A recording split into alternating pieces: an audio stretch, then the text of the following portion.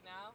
So I think we're gonna go on a wild goose chase. As lines grew longer at gas stations across the Southeast on Wednesday, Colonial Pipeline announced it began reopening its fuel line 6 days after a ransomware attack shut down its operations.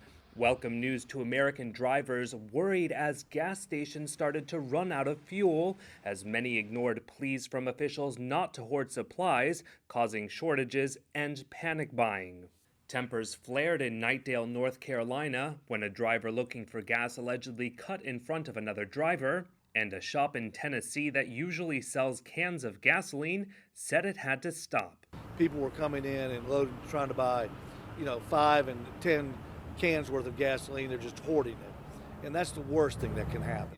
More than 70% of stations in Metro Charlotte and Raleigh, North Carolina, and Pensacola, Florida, were without gasoline on Wednesday, according to tracking firm GasBuddy.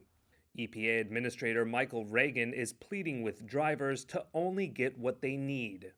The folks should follow the advice of the governors and the attorney generals, which they're asking folks not to panic, not to hoard gasoline. We have some really good coordinated efforts at the federal, state, and local levels, and we're working very hard to alleviate these circumstances. Chris Decker, professor of economics at the University of Nebraska, Omaha, says panic buying can become a vicious cycle.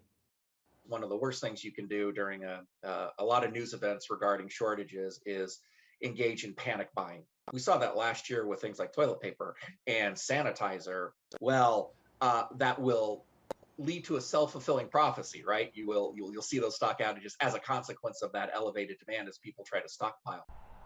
Sources familiar with Colonial's response told Reuters the company does not plan to pay the ransom demanded by the hackers who encrypted its data.